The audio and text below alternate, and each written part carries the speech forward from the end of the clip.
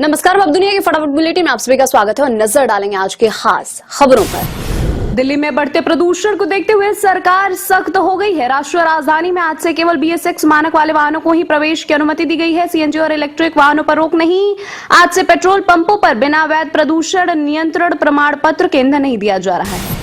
लखनऊ के इकाना स्टेडियम में कोहरे के कारण भारत और दक्षिण अफ्रीका के बीच चौथा T20 मैच रद्द। अंपायर्स ने 6 बार निरीक्षण के बाद लिया यह फैसला। दोनों देशों के बीच आखिरी मैच 19 दिसंबर को अहमदाबाद में खेला जाएगा। सीरीज में 2-1 से आगे है टीम इंडिया।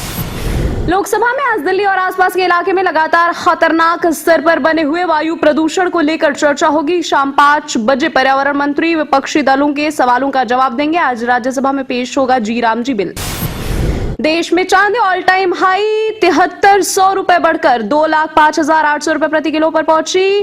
कीमत मात्र 9 माह में 1 लाख से 2 लाख हुई। चांदी 2025 में 1,15,300 रुपए किलो बढ़ी। चांदी की कीमत 2026 में चांदी के आयात पर प्रतिबंध की योजना बना रहा है चीन।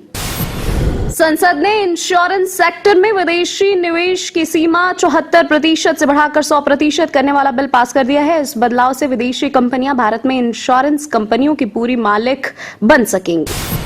पूर्व प्रधानमंत्री अटल बिहारी वाजपेयी के मीडिया सलाहकार अशोक टंडन ने दावा किया है कि भाजपा 2002 में अटल बिहारी वाजपेयी को राष्ट्रपति और लालकृष्ण आडवाणी को प्रधानमंत्री बनाना चाहती थी। तब अटल जी ने उस प्रस्ताव को विनम्रतापूर्वक यह कहते हुए ठुकरा दिया था कि बहुमत के आधार पर उन्हें राष्ट्रपति बनाए जाने से एक गलत मिसाल कायम होगी।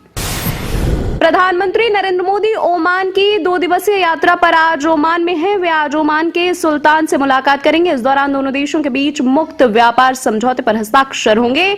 वे यहां प्रवासी भारतीयों की एक सभा को संबोधित भी करेंगे।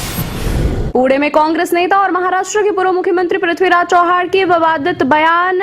उन्होंने कहा, अब जमीनी स्तर पर बड़े पैमाने पर युद्ध होना मुश्किल है। भविष्य के संघर्ष हवाई ताकत और मिसाइल हमलों तक सीमित होंगे। 12 लाख सैनिकों की सेना की में होने के बावजूद उनका इस्तेमाल अब सीमित होगा। उनका सुझाव था कि इन सैनिकों को किसी और उपयोगी कार्य में लगाया जाए।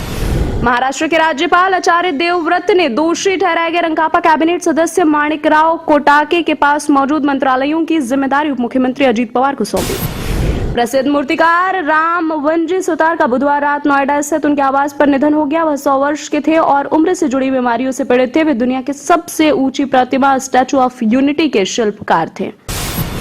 ये थी आज की फटाफट बुलेटिन। ऐसे ही ताजा अपडेट्स के लिए बने रहे हमारे साथ, यानी कि विजिट करें अब दुनिया पर।